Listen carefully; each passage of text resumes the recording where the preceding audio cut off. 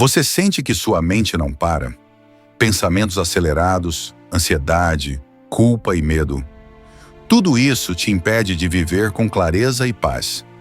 Neste vídeo, você vai descobrir como os antigos estoicos lidavam com o barulho mental e quais técnicas você pode aplicar hoje mesmo para silenciar a mente, acalmar o caos interno e conquistar controle emocional. Aprenda a pensar como Sêneca, Epicteto e Marco Aurélio. Pratique a filosofia estoica na vida real. Reconquiste a sua paz interior. Assista até o final e descubra como silenciar o barulho da sua mente de verdade. Este vídeo faz parte do projeto Forjados no Silêncio, um canal dedicado à sabedoria estoica e ao desenvolvimento pessoal. Se inscreva e ative o sininho para mais conteúdos como esse. Tudo começou numa madrugada silenciosa, mas não para ele. A cidade dormia, mas sua mente era um campo de batalha. Vozes, lembranças, frustrações e expectativas se amontoavam como carros em um engarrafamento eterno. Não era insônia, era guerra. Era a sensação de estar cercado por algo invisível, como se o mundo inteiro gritasse dentro de si.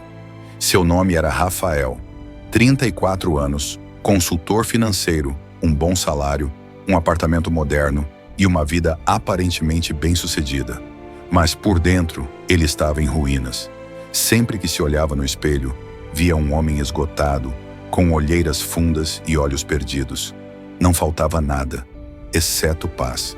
Rafael vivia uma rotina milimetricamente calculada. Acordava às 5 horas, tomava um café preto amargo, corria 10 quilômetros, revisava e-mails, ligava para clientes, resolvia problemas e sorria. Um sorriso mecânico, ensaiado.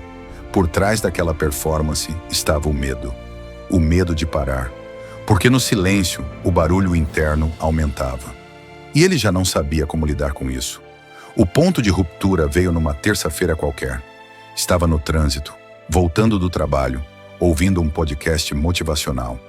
Uma frase o atingiu como um soco. Se a sua mente é sua inimiga, você está em guerra com você mesmo. Ele desligou o rádio, olhou para o volante e começou a tremer. Encostou o carro no acostamento e chorou. Não um choro discreto, mas um choro de décadas reprimido, sufocado por metas, obrigações e máscaras. Aquilo foi libertador e assustador ao mesmo tempo, porque ali, naquele momento, ele percebeu que estava à beira do colapso e que precisava fazer algo. Mas o quê? Nos dias seguintes, Rafael tentou se distrair ainda mais. Mais reuniões, mais redes sociais, mais séries antes de dormir. Nada funcionava. O barulho aumentava e começou a afetar seu sono, seu apetite, seu humor. Seus amigos começaram a se afastar. Sua namorada terminou. Seu trabalho virou um fardo. E então veio o vazio. Foi quando encontrou um vídeo antigo no YouTube. Um homem falava sobre estoicismo. Rafael nem sabia direito o que era aquilo, mas algo na fala daquele filósofo moderno o fez parar e prestar atenção. O homem dizia: você não controla o mundo, mas pode controlar como reage a ele. Silenciar a mente é uma escolha, uma prática, um caminho. Rafael assistiu aquele vídeo umas 10 vezes. Começou a procurar livros, podcasts, frases antigas, Marco Aurélio, Epicteto, Sêneca. Cada parágrafo parecia falar diretamente com ele. Pela primeira vez em meses, Rafael sentiu um vislumbre de esperança. Talvez, só talvez, houvesse um jeito de viver em paz dentro de si mesmo. Foi assim que tudo começou. Mas o caminho para o silêncio seria longo, doloroso e completamente transformador. A primeira mudança foi quase imperceptível. Rafael parou de olhar o celular ao acordar. Em vez disso, sentava na beira da cama e respirava. 10 vezes, apenas respirava. Isso, que parecia ridículo alguns meses antes, tornou-se seu ritual de sobrevivência. A cada manhã, ele tentava lembrar a frase de Marco Aurélio, que colou no espelho do banheiro. A felicidade da sua vida depende da qualidade dos seus pensamentos. Mas os pensamentos ainda eram turbulentos, um mar agitado. Memórias do passado vinham como ondas, seguidas por expectativas do futuro. Culpa, ansiedade, arrependimento, esperança, tudo misturado. Na tentativa de organizar aquele caos mental, Rafael começou a escrever. Não sabia exatamente o que, apenas escrevia. Chamou aquilo de vigilância da mente, um diário em que despejava tudo o que passava por dentro. Descobriu que muito do que o atormentava não era real. Eram interpretações, distorções, repetições de vozes que não eram suas. Vozes do pai rígido, da escola cruel, da sociedade que cobrava sucesso sem parar. E, mais do que tudo, sua própria voz, distorcida pelo medo. Certo dia, ao reler o que havia escrito na semana, uma pergunta surgiu. E se eu não precisar mais vencer essa guerra? E se eu puder simplesmente deixar as armas e observar? Aquilo o perturbou, porque a ideia de viver sem lutar contra si mesmo parecia impossível. Ele havia crescido acreditando que era necessário ser implacável consigo, que o fracasso era imperdoável, que errar era sinal de fraqueza. Mas os estoicos diziam o contrário.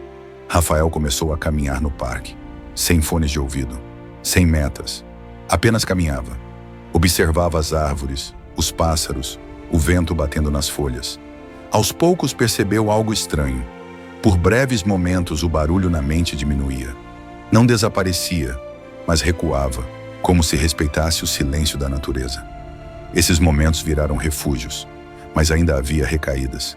Certa noite, depois de um dia particularmente estressante, Rafael teve uma crise de ansiedade tão forte que pensou estar tendo um ataque cardíaco. Foi parar no hospital, exames normais, diagnóstico, estafa mental. O médico sugeriu um tempo.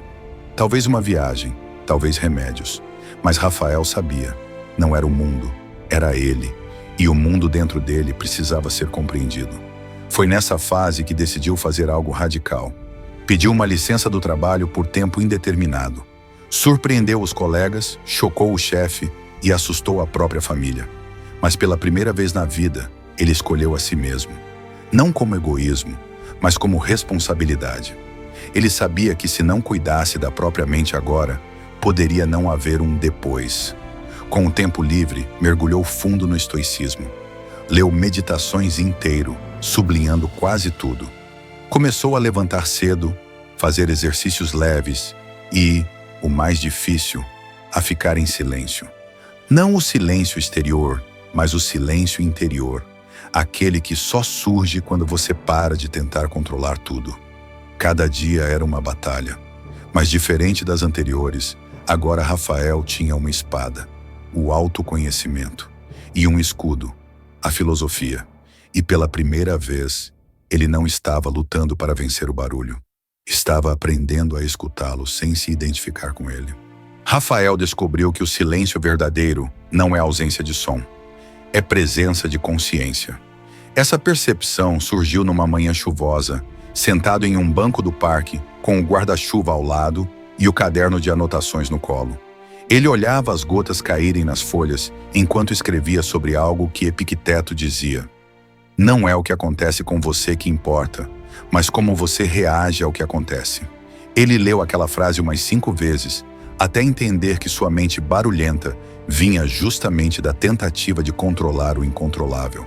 O passado, o futuro, a opinião dos outros, os erros cometidos, as expectativas frustradas. Era como tentar segurar água com as mãos. Ali, olhando a chuva cair, Rafael decidiu soltar. Soltar o controle, soltar a culpa, soltar a necessidade de ser perfeito. Nesse momento, algo começou a mudar. Não de fora para dentro, mas de dentro para fora.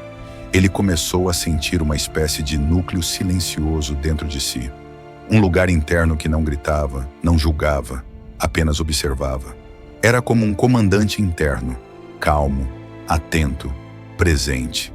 Era esse o eu verdadeiro que os estoicos tanto mencionavam. Nas semanas seguintes, Rafael passou a cultivar esse espaço interno todos os dias. Criou uma rotina estoica. Acordava cedo, tomava um banho frio para exercitar a resiliência. Escrevia em seu diário com 3 perguntas. 1.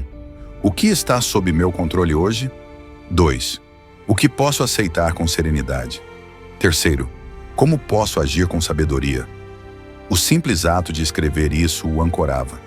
Não importava o que o dia trouxesse. Ele voltava a esse centro silencioso. Claro, às vezes esquecia, às vezes se perdia, mas agora sabia como voltar. Em um fim de semana, Rafael decidiu visitar a casa de seus pais no interior, onde não voltava há anos. O lugar trazia memórias difíceis, principalmente com o pai, um homem duro que nunca elogiava, apenas cobrava. O reencontro foi tenso no início. O pai parecia não ter mudado nada. Ainda criticava, ainda desconfiava, ainda carregava aquela rigidez de quem nunca aprendeu a demonstrar afeto. Mas Rafael não era mais o mesmo. Pela primeira vez ele ouviu o pai sem reagir. Não com passividade, mas com presença. Observava as palavras do pai como se fossem nuvens no céu, passando sem se apegar a nenhuma. Em certo momento, o pai disse: "Você devia ter seguido carreira no banco. Estaria muito melhor agora." Rafael apenas respirou fundo e respondeu com calma: "Talvez, mas agora estou exatamente onde preciso estar." Essa resposta desarmou o velho. Um silêncio pairou no ar. Pela primeira vez, Rafael percebeu que seu pai também tinha barulhos internos, talvez muito mais altos. Mas ele os disfarçava com rigidez, com crítica, com controle. Rafael sentiu compaixão e compreendeu que silenciar a mente também era parar de julgar os outros por seus ruídos. Naquela noite, escreveu no diário: "O silêncio interior não me afasta do mundo. Ele me conecta de forma mais profunda, sem filtros, sem ilusões." Aos poucos, Rafael foi percebendo que o barulho interno não desaparece completamente. Ele apenas perde a força quando você para de alimentá-lo, quando deixa de reagir e passa a escolher, quando sai do modo automático e entra no estado de presença. Era esse o verdadeiro poder estoico, a liberdade de escolher como viver, e Rafael estava finalmente aprendendo a viver. A jornada de Rafael parecia seguir uma curva ascendente, mais calmo, mais presente, mais consciente. Ele voltou a frequentar cafés, conversar com velhos amigos e até retomou uma amizade que havia se desgastado. Tudo com uma postura diferente. Já não buscava convencer ninguém, nem se impor. Ele apenas escutava, observava e respondia com serenidade. Mas a vida tem um jeito curioso de testar nossas conquistas internas. E Rafael ainda não sabia disso. Foi numa ligação repentina, num domingo à tarde, que tudo tremeu novamente. Sua irmã, chorando do outro lado da linha, contou que a mãe havia sofrido um acidente vascular cerebral e estava internada em estado grave. Rafael correu para o hospital. Aquela visão, sua mãe inconsciente ligada a máquinas, perfurou o silêncio que ele vinha construindo.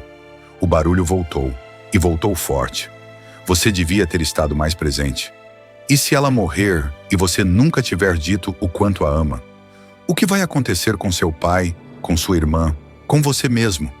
A mente gritava.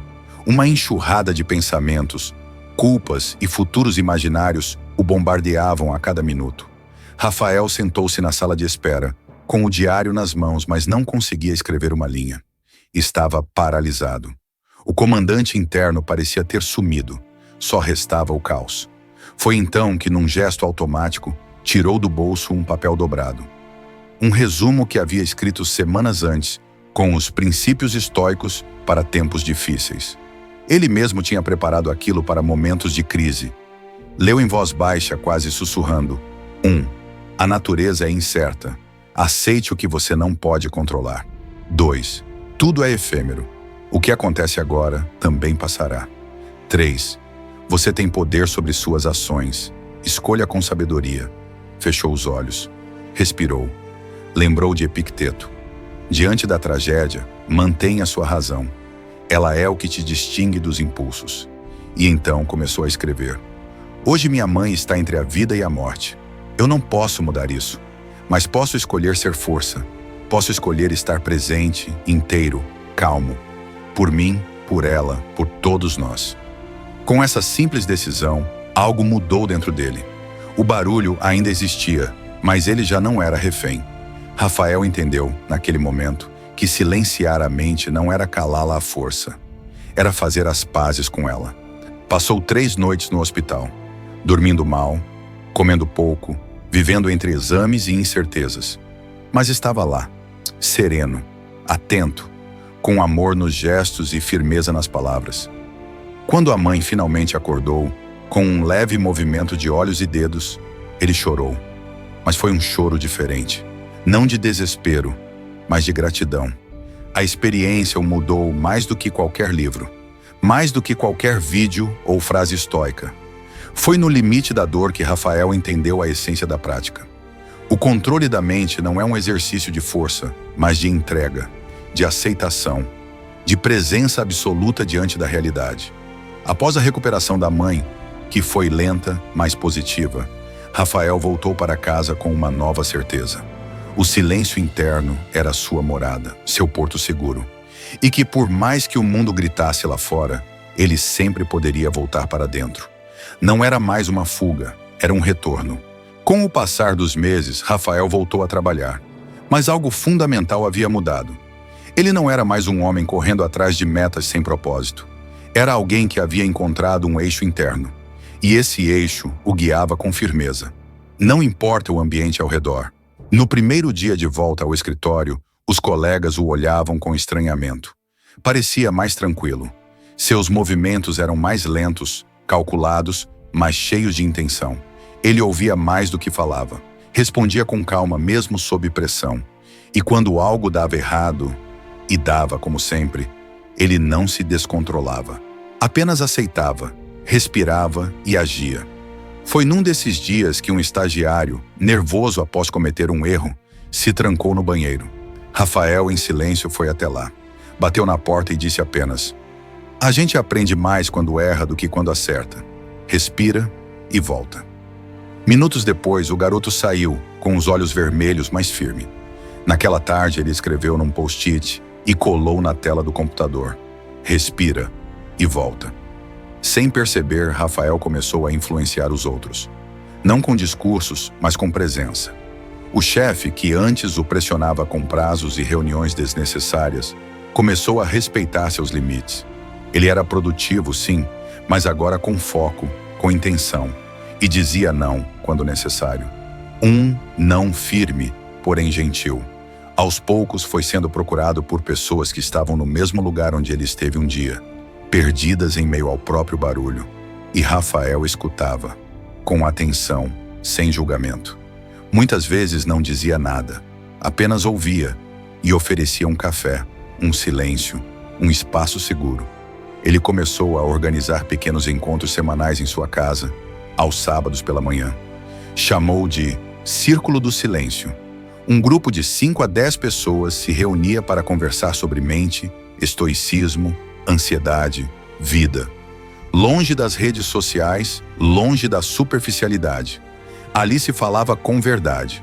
No terceiro encontro, uma jovem chamada Cláudia contou que pensava em desistir da vida, que o barulho em sua mente era ensurdecedor.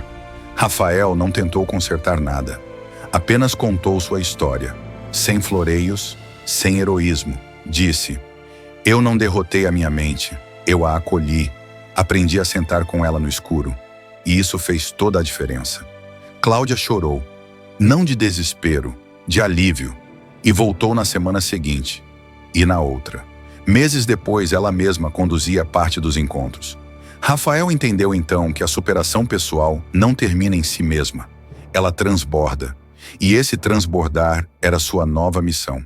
Seu diário, antes íntimo, virou um livro autopublicado chamado O Barulho e o Silêncio. Sem pretensão comercial. Apenas queria compartilhar. O livro começou a circular, boca a boca. Pessoas que nunca ouviram falar de estoicismo encontraram ali não teoria, mas vida real. Numa manhã fria, caminhando pelo parque, Rafael viu um garoto lendo seu livro em silêncio, sentado no mesmo banco onde ele havia descoberto seu comandante interno. Sorriu e passou direto, sem interromper. O silêncio agora falava por ele. O tempo passou. Não muito, mas o suficiente para que Rafael sentisse que havia virado outra pessoa. Ou talvez que tivesse se reconectado com aquilo que sempre foi, mas estava enterrado sob ruídos, máscaras e expectativas alheias. A vida seguia com seus desafios. O trabalho ainda era exigente, O mundo ainda era barulhento. O passado ainda fazia visitas de vez em quando. Mas agora havia uma diferença fundamental. Rafael sabia quem estava no comando. Foi numa manhã comum, dessas que parecem sem importância, que recebeu uma notícia que o obrigaria a enfrentar o maior teste de sua jornada. Sua mãe, já debilitada, não resistiu a uma nova complicação e faleceu enquanto dormia. O telefone caiu da mão. Por alguns segundos, o mundo inteiro parou. Rafael fechou os olhos. Sentiu a dor, profunda, quente, incontrolável. Mas não fugiu dela. Permitiu-se sentir. Chorou sim, mas não se perdeu. Respirou e, em meio ao sofrimento, lembrou-se da frase que havia escrito tantas vezes. Não fuja do que sente. Fuja apenas da mentira que você conta a si mesmo sobre o que sente. Ele não fingiu estar bem. Não tentou parecer forte, mas também não deixou que o barulho interno tomasse o controle. Ficou ao lado do pai, em silêncio. Cuidou dos detalhes do funeral com gentileza. E, quando subiu ao altar para dizer algumas palavras, não preparou nenhum discurso. Apenas falou do silêncio. Contou como, no momento mais escuro da vida, aprendeu a escutar. Não as vozes do mundo, mas a própria alma. Contou como havia mergulhado no caos mental e encontrado, no fundo, uma rocha sólida, inabalável. O presente, o agora, e que sua mãe, com todo o amor silencioso que dava nos gestos e olhares, foi a primeira a lhe mostrar isso, mesmo sem saber. A cerimônia terminou, mas algo havia começado. O livro de Rafael ganhou nova tiragem. Convidado por escolas, universidades e empresas, ele começou a dar palestras, mas jamais se intitulou guru, mentor ou coach. Dizia apenas: eu sou alguém que fez as pazes com o próprio barulho e descobriu que no centro de todo o caos existe um espaço de paz que ninguém pode tirar de você. A história ganhou vida própria. Cláudia, a jovem que pensou em desistir, agora coordenava grupos de apoio em 3 cidades. O estagiário do Respira e Volta virou um jovem gestor e pendurou a frase de Rafael na sala de reuniões. O pai, já idoso e mais silencioso, passou a caminhar com Rafael no parque. Sem palavras, só presença. Um dia, durante uma dessas caminhadas, o velho parou de repente, olhou para o filho e disse: eu nunca soube como amar direito, mas acho que, mesmo sem saber, eu sempre te admirei. Rafael não respondeu, apenas abraçou o pai. E naquele abraço havia tudo: o passado perdoado, o presente aceito e o futuro solto ao vento. Na última página do seu segundo livro, ele escreveu: a mente barulhenta grita por controle. A mente silenciosa confia. O mundo continuará caótico, mas dentro de mim há um lugar onde nada me tira a paz. Esse lugar sou eu. E assim a história de Rafael, que começou com ruído, medo e desespero, terminou em um silêncio que não era vazio, mas pleno. Um silêncio que dizia, sem som: você venceu. Não o mundo, não os outros, mas a si mesmo. E essa é a maior vitória que existe. Se você gostou deste vídeo, curta e compartilhe, pois alguém pode estar precisando silenciar a mente. Até o próximo vídeo!